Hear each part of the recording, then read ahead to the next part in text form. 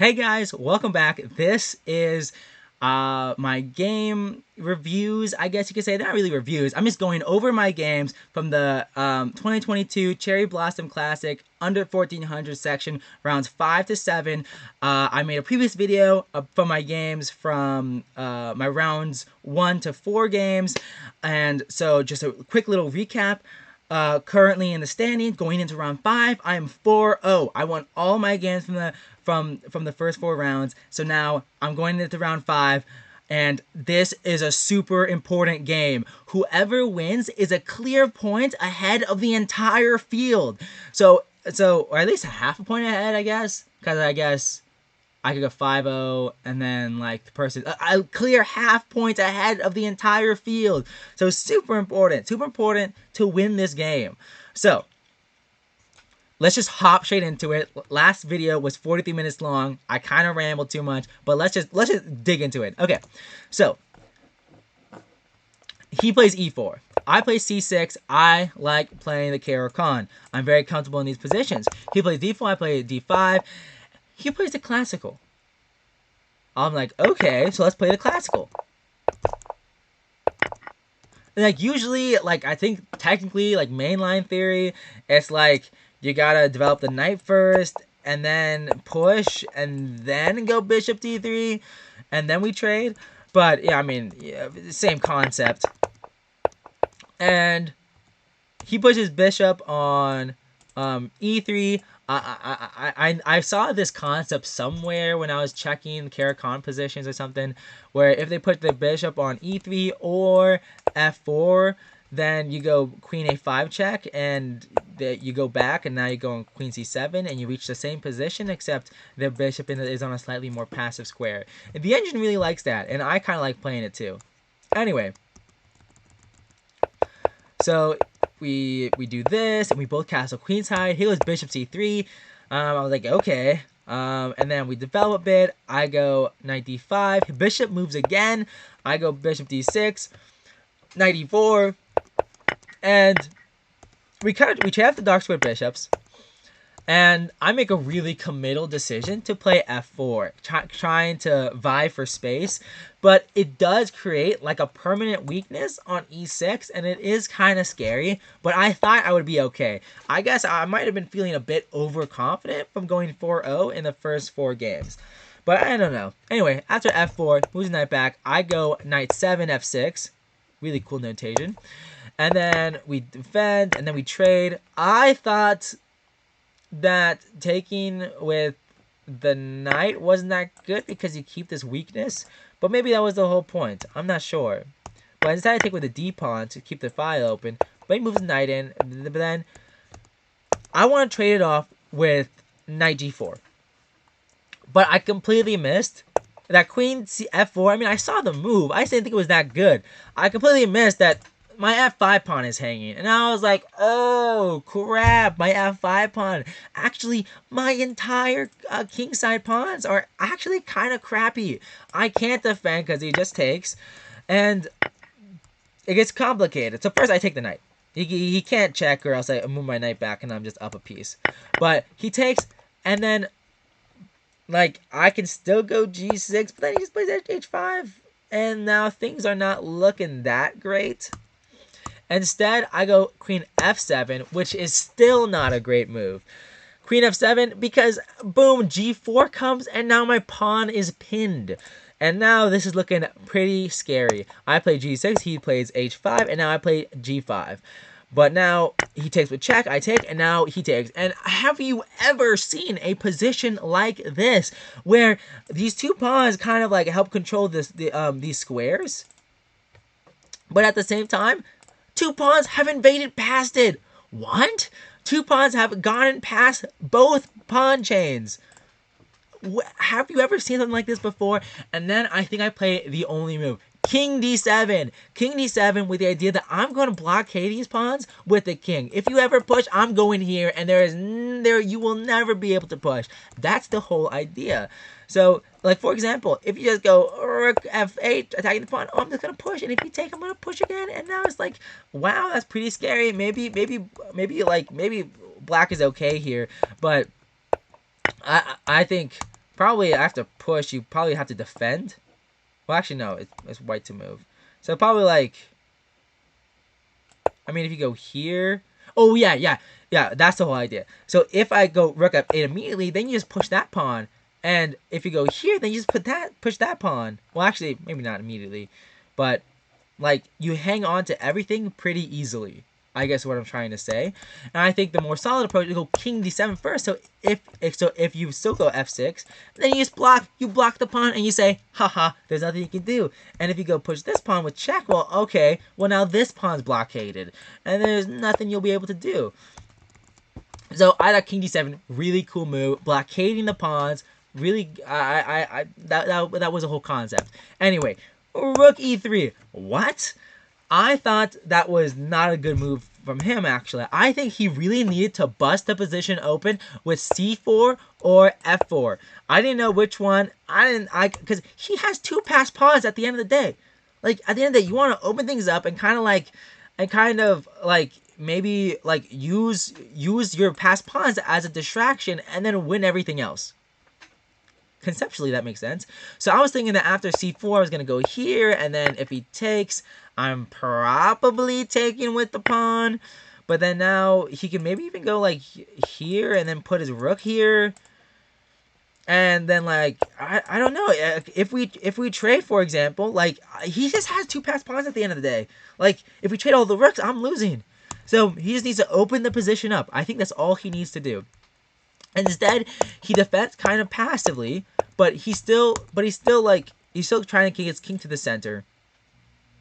But the thing is, my pawns on d5 and g5 do a great job of actually keeping the king out. They're an absolute wall, and keeping with the concept of that, I start playing connect 4, d5, c5, king e3, b5. I'm almost there. b3, a5. I've done it. There are 8 pawns. Ooh, 8 pawns on the 5th rank. Have you ever seen something like that before? That's kind of insane.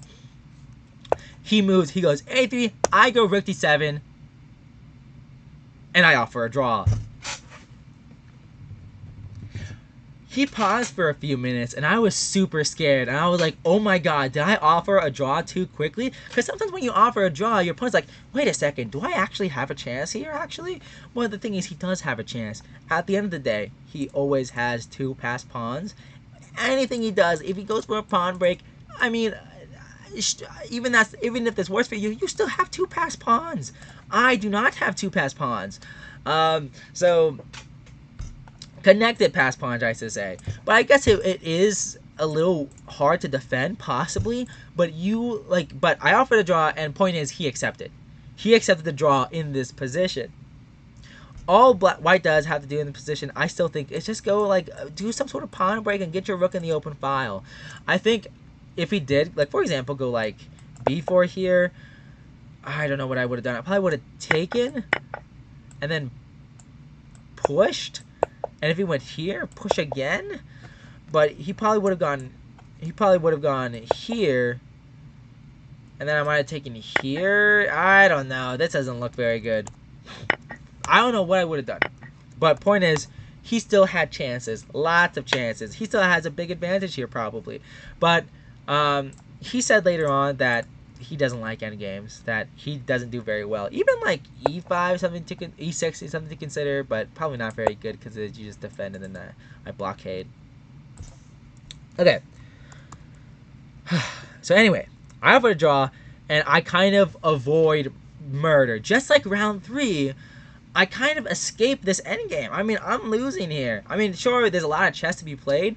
Maybe I can get back and like I'll be completely fine, but there's a lot of chess to be played, and like I don't know. I definitely felt like I was losing. I felt like I got away with murder here. So it was a draw, but it was a good draw in my opinion for me, because I don't think I should have drew that. So, but now the 2 top boards, the only people who are undefeated are finally caught up by a wave of people who got draws. and they're getting caught up by the people who lost their first game. So now it's 4.5. So now I'm 4.5 out of 5. But now there's like at least 4 people. I think there's 4 or 5 or 6 people who are 4.5 actually. So now we're getting caught up by the rest of the field is my point. And that takes me to round 5. Let me just take a sip of my V8 sparkling energy drink. Okay, round 5. I'm 4.5 out of 5. I really want to win this game because the tournament's almost over. There's only 7 rounds, and this is the final day. So it was a Memorial Day weekend. So this is a Monday. So this is my first round of day 3, Monday. Okay, I play E4. He plays E6, and I'm like, uh-oh. The French. I hate the French. I like to joke that I hate the people and the opening, but I don't actually hate the people. They're all right. E4, E5, and I'm like, okay, I'll just do my normal French stuff. And here I'm like, already by like move 5, I'm like, wait a second, how do I play against the French again? I think I'm supposed to take and then do this, but I think I'm supposed to like go E5 first, and then move the knight, then I take his bishop. But I didn't know that at the time. I thought like, okay, I think I'm supposed to take and then do this and then do this. But then also here I'm like, okay, like I know C5, knight C5, and knight queen B6 is coming. But how do I develop my pieces again? Like, am I okay if I just develop normally? I completely forgot everything. Like, I completely forgot how I'm supposed to play with the French, against the French. So I go knight F3, C5, I'm like, okay, bishop E2, knight C6, and I'm like, wait a second. This is not good. Because he's just going to take, and if I take back, he can take this pawn. I'm like, am I really going to be a pawn down straight from the opening? So I take the pawn. So I just take the pawn. But now he gets a super comfortable position. This is very reminiscent of a Caro-Kann, except the bishop stuck behind the pawn chain, as usual. But very reminiscent, very comfortable. Like, black is very comfortable here, I feel like. We castle. I go bishop d3 because now I don't have to worry about him playing c4, and I don't have to worry about defending this pawn. And I can go rook e1 to help defend as well, or queen e2 to help defend. He goes h6, and I think it's kind of a waste. I think he's worried about sacrifices, but was he worried about that? I don't know why he played h6. I don't think anything. I don't know what he was afraid of, but maybe he saw something that I didn't. Okay, he goes h6, and here, like, the previous moves, like, I just felt like I was running out of moves to play. So after we castle, for example, like, what does white do? What does white do? Like, not sure. I'm not sure. My idea was that I'm going to go knight a4, even, like, back a few moves ago, and then go c4. c4 to kind of open the position up and kind of, like, vie for space. That was the whole idea, like trying to vie for space. And if he allows me to trade his bishop, I'm like, oh, I'm very happy about that. So bishop d3, h6, knight a4 as I wanted, and really you only squares this, so it's pretty easy to calculate. c4, and here I wasn't sure what he was going to do, so I thought I didn't think he was gonna take. That's what he ended up doing, but I thought he might like push, for example. If he pushed, I'm like, okay, well now my knight's kind of stuck here, and he's threatening to trap it. Like, for example, if I go h3, and well, actually he's not threatening to trap it, but I guess he's not, because my queen's always defending. But it is pretty scary. Instead, he takes, I take, and then he goes queen a5, threatening to fork my knight and my bishop. So I'm like, okay, well now I gotta move my knight back. But now he takes a pawn.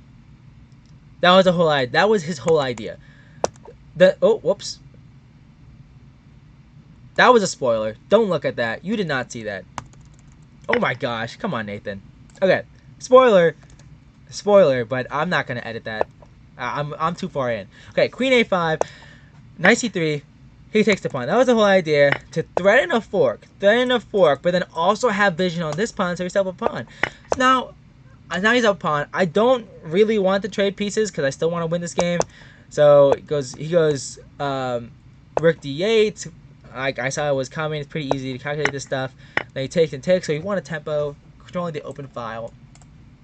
And once again, I'm in this position. He's got the bishop pair. There's nothing I can do to stop bishop d7, bishop c6. And he's having the monster, the bishop pair straight from hell that are going to be on these two squares trying to attack my king.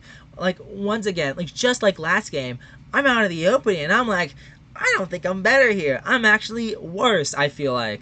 So, but I still have ideas. Like, okay, maybe I can rotate this bishop and maybe I can, like, threaten checkmate.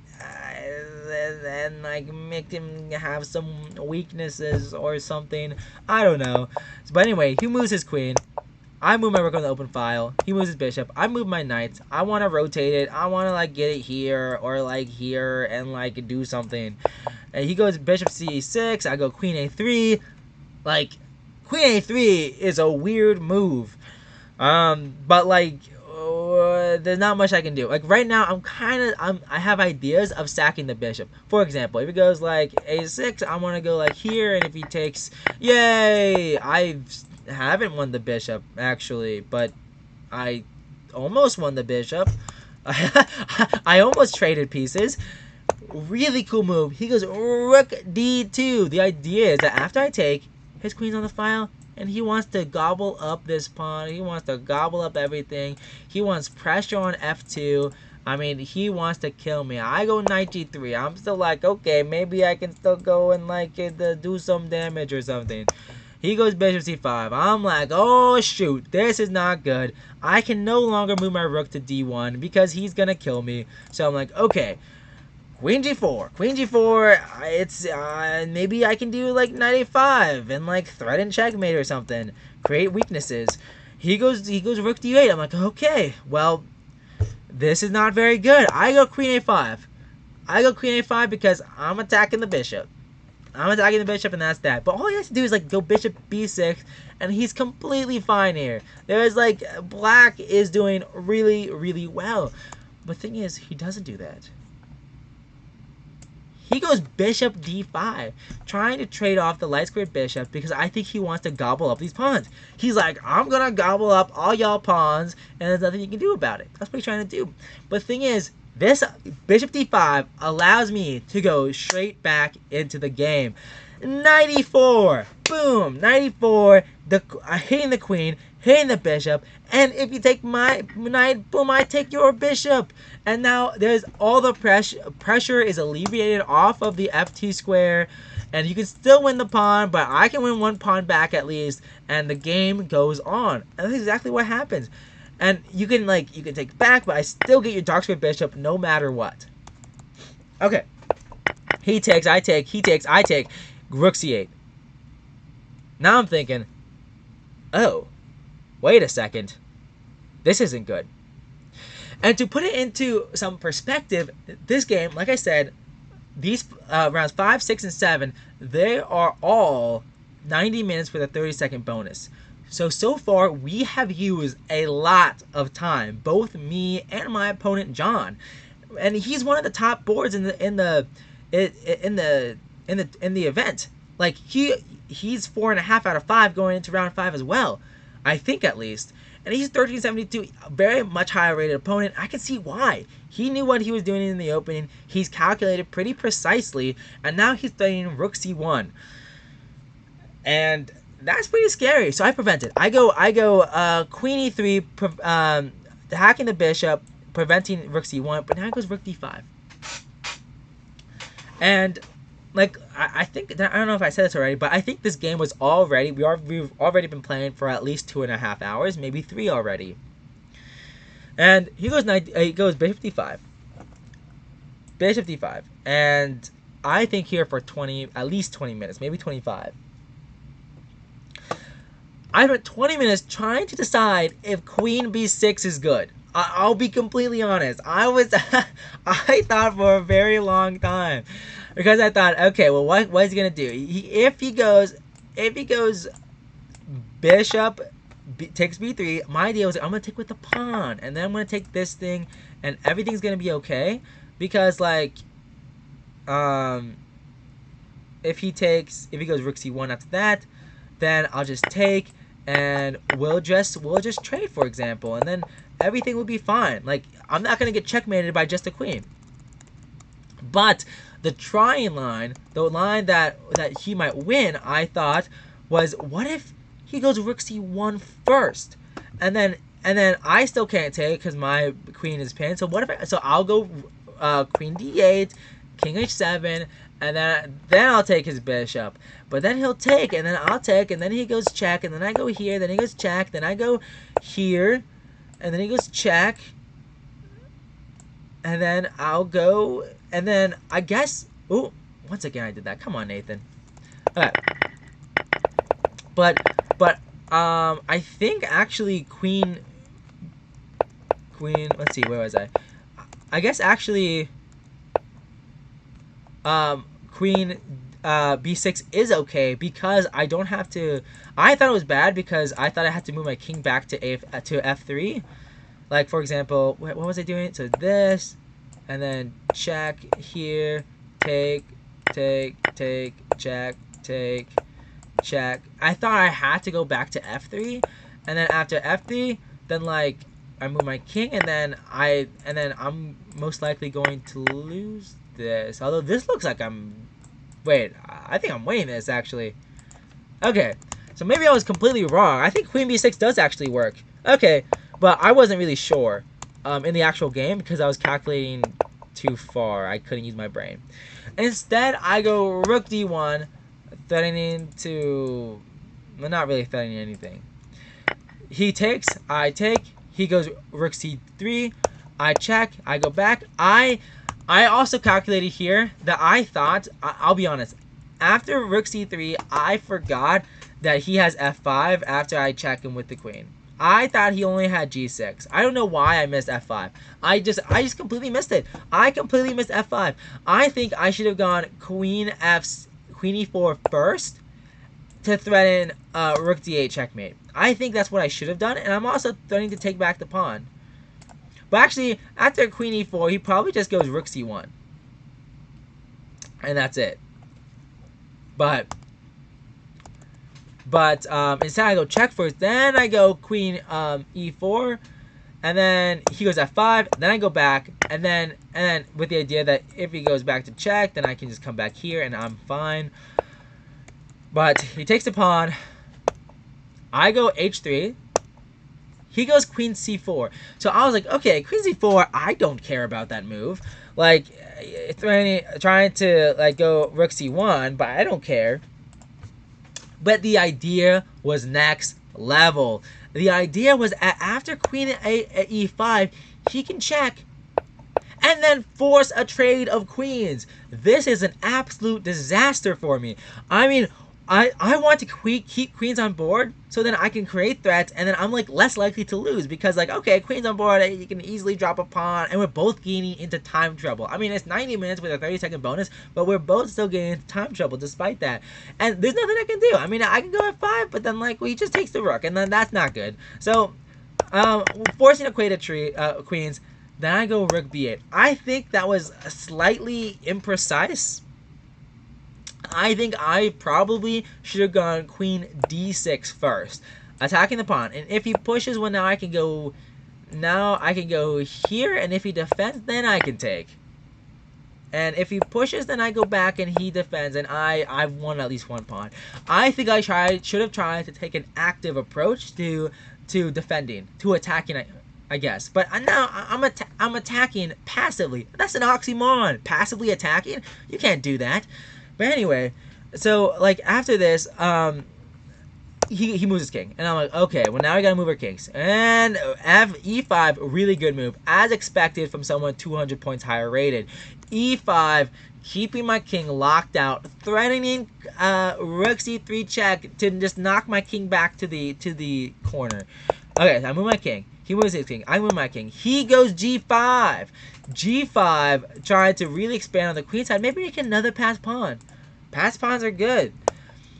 That gives me an opportunity, but I don't think g5 was actually good though, because it gives me an opportunity to go rook h8. Rook h8, and if he pushes, well then I just take with check, and no matter where he goes, I'm gonna come back, baby. And if you defend, I don't know, at least I've won one pawn. Like, at least I'm only down one pawn as opposed to two. So that was the whole idea. So instead, he goes back to defend. I check him. The idea that I just want to repeat moves. I just want to draw at this point, man. He defends. I go back. I take the open file. Once again, if he pushes, well, you still lose the pawn. That's the whole idea. So now my rook is on the open file, which is exactly what I wanted. But he doesn't push, of course. He goes h5. He has won Connect 4, just like in my round 5 game. Alright, anyway. So I check. He goes here. I threaten to take the pawn. He goes down. G3, kind of a waiting move. I'm not really sure how to progress. But he's not sure how to progress either. F4, I do not think was a good move. Because now I can go on E5. And he takes, I takes, he has another passed pawn. But guess what? I'm blockading. Just like in one of my previous games. I think the round 5 game. Like, I'm blockading passed pawns. Super important. So now, if he moves his rook this way, I take this. If he moves the rook this way, I take this. And so he still has 2 passed pawns. He's still better, but now I'm blockading everything. And now I go here, not really threatening to take the pawn. I'm not threatening to take the pawn because, for example, let's just say king here, for example. I take, he takes, I take, boom. I am lost because... Oh, I actually get back in time. Well, the king goes this way. He doesn't actually have to push, and I just run my king over this way to stop it, and then he runs his king over to eat up my pawns. So yeah, like I said, I'm not actually threatening to win this e5 pawn, but I mean it's on an active square, and if he moves his rook, maybe I can take it. I don't know. Anyway, he pushes. I think this was a disastrous mistake.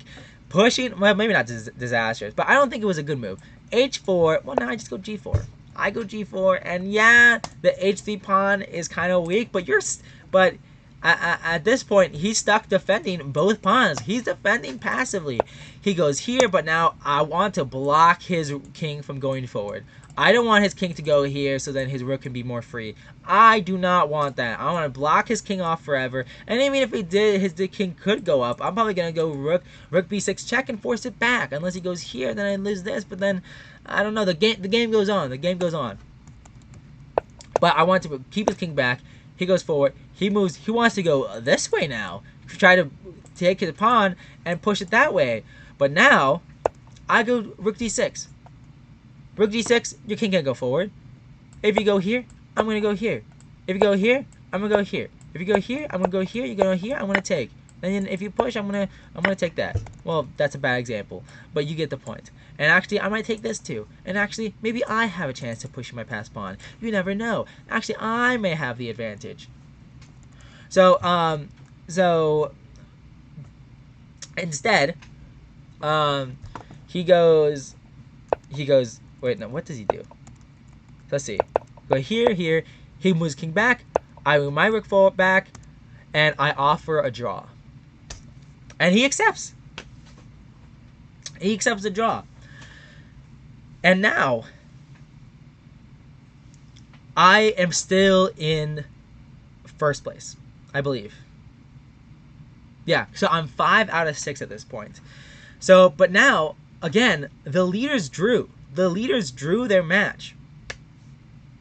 And actually, Zoran, the kid that I played with the 8 pawns, he lost his game actually. So now there's a new player. There's actually there's other players who have gone back up top. So people who were like in like 10th in the standings or something like that, now they're at top. So the leaders have drawn, and there have been upsets with people who are at 4 points or at 3.5 points winning against people who had 4.5 points. So now there's actually there's like 3 people coming into the last round with 5 out of 6, followed by a huge chunk of people who are 4.5 and people who have a score of like 3.5 and stuff. So so it gets complicated. So now I'm tied for first still, but now there's a 3-way tie for 5 out of 6. 3-way tie. So my opponent John, I think, was actually out of had 4 out of 5 coming in. So he was actually a half point behind everybody else, half point behind the leaders, and that brings me to the final game. The final game, and so actually there was a bit of drama in the 6th round. That's the precursor to the final round. And actually, I gotta charge my laptop. Let's see. But there was a bit of drama because one of the guys who was supposed to play against someone who was 4 out of 6, he meant to take 2 buys for the last day so he could head home back to Cincinnati. But the thing was, the tournament organizers didn't know that. For some reason, he thought he did, but I guess he actually didn't. And someone who was 4-1 just got a bye, basically. His opponent didn't show up, so he just got a bye, and he was 5 out of 6 now. Just like, that's not supposed to happen. At a big tournament like that, that's kind of insane. So that's the third guy who's part of our group now. Like I said, like these 2 games against Zoran and against John, if I won those games, I'm a clear half point ahead of the entire field. So very important that I win those games, but then I didn't. I drew and then drew again. But once again, these were good draws in my opinion because I was losing. So by the time John and I finished our game, 4 hours had passed. He had 2 minutes, about 2.5 minutes left on the clock. I had around 4 or 5-ish minutes. So, like, that's why, like, so some people might say, oh, Black shouldn't resign here. Or not resign. Black shouldn't draw here. But, like, he had 2 minutes on the clock. And we've been playing for 4 hours. I mean, what do you want? What do you want for the man? What do you want for the man? He's been working hard. So, we come to round 7. I'm 5 out of 6. Someone else is 5 out of 6. Another person is 5 out of 6. The 2 people who are 5 out of 6, they're playing against each other. Me, I got paired with someone who's 4.5 out of 6. So okay, if I win this, I'm a clear point ahead of the entire field. So now I just gotta win this. Well, so he plays C4, I play Knight of 6. He plays this kind of opening. After Knight C3, he plays E4. We develop. Then he goes E5. So I don't know, like, and this guy was playing instantly. He was playing absolutely instantly. He was playing super fast. Like, okay, E5. Okay, I thought for a little bit. Put my knight up. I take D4. I'm like, okay, like, I have not played this opening that much. I'm not used to this entire wall of pawns that have been progressing. And I'm thinking, wait a second, this is actually kind of scary. If I go E6,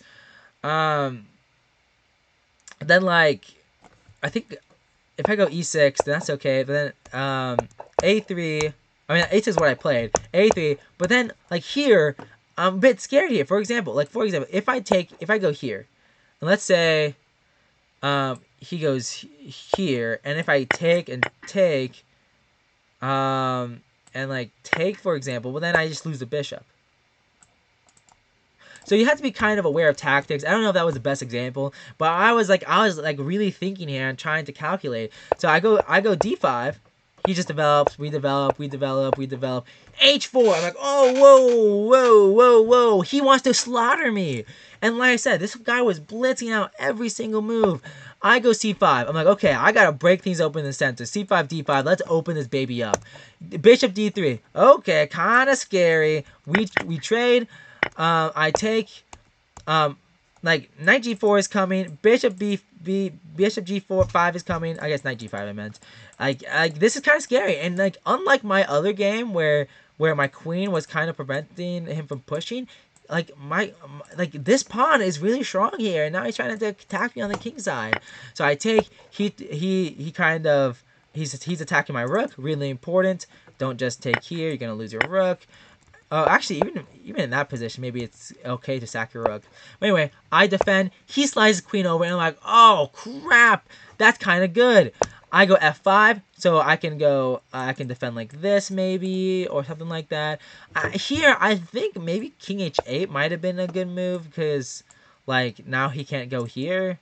But maybe f5 is still the best move to do, or a better move to do. But I take with the bishop. But then he castles. He castles here. Castles queenside. He long castles. So now I'm like, holy crap. I might be able to really wreak some havoc here. I think I will win this game. Cause then I kind of blitzed out c3. I wasn't like, I calculated a little bit, but I wasn't really sure how I would win this. And let me just take a sip of my V8 sparkling energy drink. Wasn't exactly sure, but I knew that after b takes c3, queen a2, I'm like, come on, this has to be good. Like, this has to be good. I mean, like, look at this. But at the same time, it is pretty scary, and I only have my queen here. I can't checkmate with just a queen. He goes a4. So when I take the pawn, it doesn't come with check. Another thing to really keep aware about is that I am having extreme difficulty moving my knight. Like, legitimately. Like, for example, if I just, like, take this opening position and take this, this pawn is dropping, and he can take my pawn with check and force a queen trade. Like, my queen is the only thing defending this. And, for example, if I develop my knights, well, let's see. Like, queen a2, h4. Let's say if I took this, well, this comes, and then, I don't know what happens next. He might take here. And then this rook, I mean, this knight and this rook really suck. Maybe it's okay. But actually, I don't know. Probably knight a6 here. And then he takes again, probably. But I don't know. Maybe I'm probably okay here. But anyway, h4, I check him. Because I knew, okay, I take a pawn. Yay! But his king goes all the way to the king side. So I think I probably should have just developed the knight. And say, okay, I'm going to lose this pawn, but that's okay. And then at least your king is stuck on the queen side, and I'm going to be okay. So I go queen b3. And then attacking the rook. And keeping an eye on this pawn. And also attacking this. So I'm like, okay, I'm actually doing pretty well here. And he has to move his rook. Has to move his rook, or else I'm going to take, because there's nothing else he can do. He goes knight e4. He goes knight g5, I mean. Knight g5. Adding another attacker to this pawn, and I'm like, heck yeah, I just won the game. Queen d1, checkmate, and then he takes. And I'm like, holy crap-a-moly. Like I said, he was blitzing out everything. He was blitzing out the king moves, he was blitzing out everything, and I just thought he just suddenly blundered. Like, I think I must have... Like, okay, I lost fair and square. Like, there's no doubt about that. Like, I just played bad moves. When you play bad moves, you lose. Like, that's that on that. But at the same time, I think there was a bit of psychology in it. And then after the queen trade, and once he knew I was losing, he even wrote on a little on his score sheet in the notes section, "I'm playing fast because my stomach hurts." I think he wanted me to resign, but I'm like, I'm gonna play it out. And so we play moves, but like I don't play well, and plus he's just simply winning. Like, we just keep playing, and like the game is over. The game is over. So he wins. He's 4.5. Out of nowhere is 5.5, and he's in second place. There are two people who are 5-0. The two other people who are 5-0 coming into the third round, one of them won. She got clear first place. I think it's Catherine something, Dr. King. She got clear first place. Congratulations to her. She beat her opponent. And, you know, my opponent Alex got clear first place, or not clear second place. He tied for second place with someone else. And I started out great, and I had a winning position, but I blundered super hard. I got caught in an unfamiliar opening. To be fair, the opening that my move order, like the Queen's Indian type of setup type of thing, I'm pretty new to it.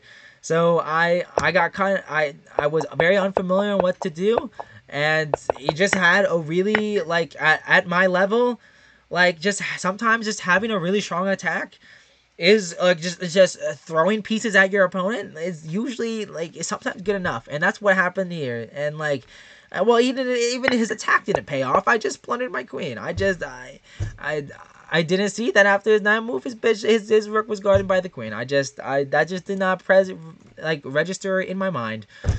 So kind of a sour ending after working so hard to win this first 4 games and then drawing my way out of a loss twice, being so close to victory, so close to just like to winning it in a clear first place, so close.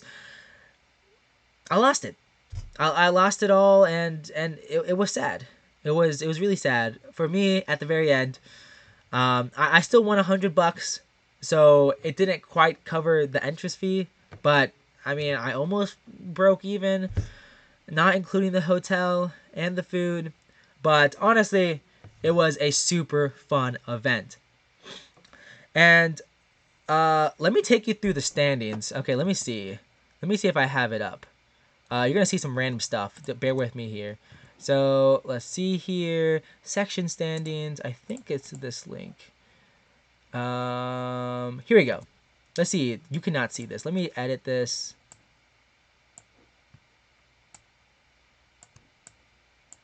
Here we go. Here. Okay. Here we go. So congratulations to Catherine, Ellen, Dr. King, John McAdams. That's the guy I played in my other round. So I ended up being in 6th place, which is completely okay. I had a really great tournament. Like I said, a sour ending, but ultimately a really, really great tournament. Like, I can't complain. And actually, my rating actually went up from 1142 to 1352. So honestly, I can't complain despite everything. And honestly, it was a really great event. So once again, I'm ending the video after 40 minutes. I spoke for way too long, but I'm definitely gonna go over. I went to the Cherry Blossom Classic with my friends Todd and Luke, also part of Shippensburg University. You guys probably already know that though, if you're watching this video. But I'm gonna probably make another video going over some of their favorite games. That's probably gonna be super exciting. But until then, I gotta go. I gotta go do something. But anyways, I'll see you guys later. Thanks for watching.